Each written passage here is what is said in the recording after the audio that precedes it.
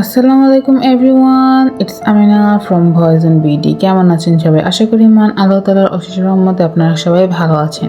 চলে এসেছি আপনাদের সঙ্গে আরও একটি গল্প শেয়ার করতে। এই গল্পটি আপনাদেরকে নিয়ে যাবে শহরের কোনায় পড়ে থাকা এক পরিত্যক্ত হসপিটালে, যে হসপিটালে নাকি এখনো গভীর রাতে রোগীদের কান্নার শব্দ, ডক্টরদের পায়ের শব্দ পাওয়া যায়। ভাবুন তো, এরকম এক পরিস্থিতিতে আপনাদের কেমন লাগবে?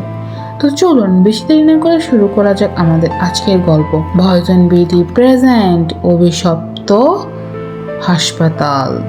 রাত প্রায় 2টা।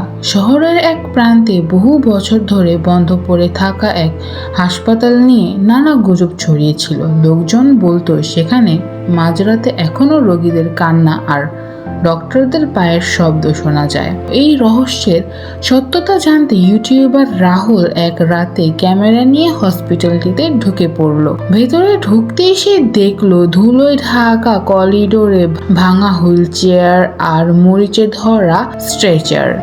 হঠাৎ করিডোরের শেষ মাথায় একটি আলো জ্বলজ্বল করে উঠল। আলোটার দিকে এগোতেই সে দেখলো সাদা কাপড় পরা এক নার্স ধীরে ধীরে একটি ক্যাবিনে ঢুকে গেল। রাহুলও ক্যাবিনের দরজা খুলল, কিন্তু ভেতরে কেউ নেই। ঠিক তখনই পেছন থেকে ভেসে এলো কর্কশ গলা, নতুন রোগী এসেছে। ভয়ে ঘুরে দাঁড়াতেই রাহুল দেখতে পেল রক্তমাখা মুখে এক ডক্টর হাতে মরিচে ধরা এক অস্ত্রোপচারের ছুরি নিয়ে দাঁড়িয়ে আছে। ঠিক তার পেছনে ডক্টরটি ধীরে ধীরে এগিয়ে এসে বলল, এখানে যারা আসে তারা আর বাড়ি ফিরে যায় না। রাহুল প্রাণপণে দৌড়াতে শুরু করলো, কিন্তু যতই দৌড়ায় করিডোর যেন শেষই হচ্ছে না। চারপাশে সব দরজা একসঙ্গে খুলে গেল। প্রতিটি কেবিন থেকে বেরিয়ে এলো ব্যান্ডেজে মোড়ানো রক্তাক্ত রোগী। তাদের সবার চোখ ফাঁকা, কিন্তু মুখে ভয়ঙ্কর হাসি।